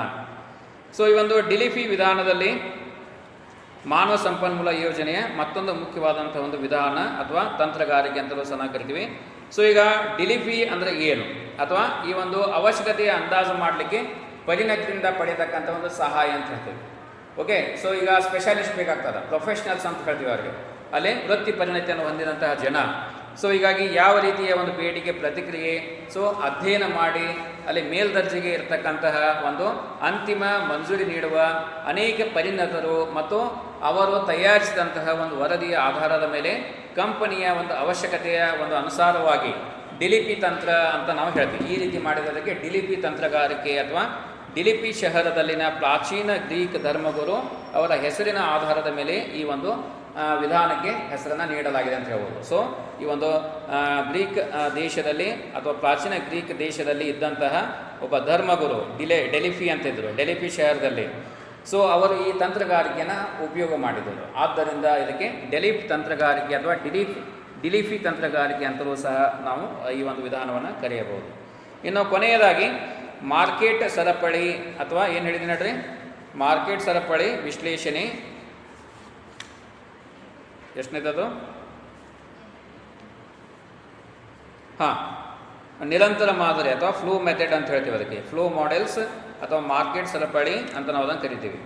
ಸೊ ಈ ಒಂದು ನಿರಂತರ ಮಾದರಿ ಅಥವಾ ಮಾರ್ಕೆಟ್ ಸರಪಳಿಯ ಒಂದು ಆಧಾರದ ಮೇಲೆ ಸೊ ಯಾವ ರೀತಿಯ ಒಂದು ಅವಧಿಯ ಸ್ಥಾನ ಬಿಟ್ಟು ಹೋಗುವ ಬಗ್ಗೆ ಹೇಳಲಾಗಿದೆ. ಅದೇ ರೀತಿಯಾಗಿ ಪದ್ಧತಿಯಿಂದ ಸಿಬ್ಬಂದಿಯ ನಿರ್ಣಯದಂತೆ ಕಂಪನಿಗೆ ಆಗತಕ್ಕಂತಹ ಒಂದು ಲಾಭದಾಯಕತ್ವಗಳು ಏನು ಮತ್ತು ಹಾಗೆಯೇ ಅಭಿವೃದ್ಧಿಯ ಒಂದು ಹಿನ್ನೆಲೆಯಲ್ಲಿ ಅದು ಯಾವ ರೀತಿಯ ಒಂದು ಸ್ಪಷ್ಟೀಕರಣವನ್ನು ಅಲ್ಲಿ ಕೊಡಲಾಗ್ತದೆ, ಅನೇಕ ರೀತಿಯ ಸಂಗತಿಗಳ ಒಂದು ವಿಧಾನ ಅಂತ ಹೇಳ್ಬೋದು. ಅಂದರೆ ಮಾರುಕಟ್ಟೆಗೆ ಸಂಬಂಧಪಟ್ಟಂತಹ ಒಂದು ಸಮಗ್ರವಾದಂತಹ ಒಂದು ವಿವರವನ್ನು ಒದಗಿಸ್ತಕ್ಕಂಥ ಒಂದು ವಿಧಾನವಾಗಿದೆ ಅಂತ ಹೇಳ್ಬೋದು. ಸೊ ಈಗ ಒಂದು ಸಿಬ್ಬಂದಿ ಒಂದು ಸ್ಥಾನದಿಂದ ಮತ್ತೊಂದು ಸ್ಥಾನಕ್ಕೆ ವರ್ಗಾಯಿಸಲಾಗ್ತದೆ. ಅದೇ ರೀತಿಯಾಗಿ ಒಬ್ಬ ಸಿಬ್ಬಂದಿ ಮಾರುಕಟ್ಟೆ ಸಿಬ್ಬಂದಿ ಕೆಲಸವನ್ನು ಮಾಡತಕ್ಕಂಥ ಸಿಬ್ಬಂದಿ ಅದನ್ನು ಬಿಟ್ಟು ಮತ್ತೊಂದು ಸಂಸ್ಥೆಗೆ ಸೇರ್ತಾನೆ. ಸೊ ಈ ರೀತಿಯಾಗಿ ಈ ಒಂದು ಸಿಬ್ಬಂದಿಯ ನಿರ್ಣಯದಂತೆ ಹೋದಂಥ ಸಿಬ್ಬಂದಿಯ ಒಂದು ಅದೇ ರೀತಿಯಾಗಿ ಹೊಸದಾಗಿ ಬಂದಂಥ ಸಿಬ್ಬಂದಿಯ ಒಂದು ನಿರ್ಣಯದಂತೆ ಕಂಪನಿ ಯಾವ ರೀತಿಯ ಒಂದು ಲಾಭದಾಯಕವನ್ನು ಮಾಡಿಕೊಳ್ಬೋದು. ಸೊ ಈ ರೀತಿಯ ಒಂದು ಅಭಿವೃದ್ಧಿಯ ಬಗ್ಗೆ ಸ್ಪಷ್ಟೀಕರಣವನ್ನು ನೀಡ್ತಕ್ಕಂಥ ಒಂದು ಪ್ರಮುಖವಾದಂಥ ಒಂದು ವಿಧಾನವಾಗಿದೆ ಅಂತ ಹೇಳ್ಬೋದು. ಇನ್ನು ಕೊನೆಯದಾದಂಥ ಒಂದು ವಿಧಾನವನ್ನು ಮತ್ತೊಂದು ನೀಡಲಾಗಿದೆ, 9ನೇ ವಿಧಾನ ಅಂತ ನಾವು ಹೇಳ್ತೀವಿ. ಸೊ ಇದು ನಿರಂತರ ಮಾದರಿ ಆದಮೇಲೆ ಗಣಿತಶಾಸ್ತ್ರ ಆಧಾರಿತ ನಮೂನೆ ಬರ್ಕೊಡ್ರಿ. ಇದೊಂದು ಗಣಿತಶಾಸ್ತ್ರ ಆಧಾರಿತ ನಮೂನೆ ಅಥವಾ ಬರ್ಕ್ಸ್ ಇದು ಕೊಡೋದು ಬರ್ಕ್ಸ್ ಸ್ಮಿತ್ ನಮೂನೆ, ಗಣಿತಶಾಸ್ತ್ರ ಆಧಾರಿತ ನಮೂನೆ ಅಥವಾ ಬರ್ಕ್ಸ್ ಸ್ಮಿತ್ ನಮೂನೆ. ಓಕೆ, ಇದನ್ನು ಮುಂದಿನ ಕ್ಲಾಸ್ ಹೇಳ್ತೀನಿ. ಸೊ ನಾವು ಕ್ಲಾಸ್ ಥ್ಯಾಂಕ್ ಯು 1 ಸೊ ಮುಂದಿನ ಕ್ಲಾಸ್ನಲ್ಲಿ ಮತ್ತೆ ಎಲ್ಲರೂ 10 ಗಂಟೆಗೆ ಜಾಯ್ನ್ ಆಗಿ ಸರ್ ಕ್ಲಾಸ್ ಇದೆ.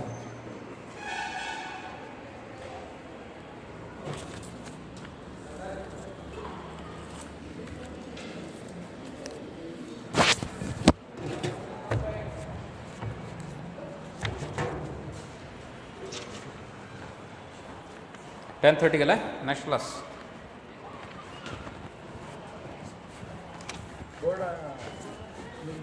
ಎಲ್ಲಿಲ್ಲ, ಅದು ಹಿಂದಿನವ್ರು ಮಾಡಿದ್ದು.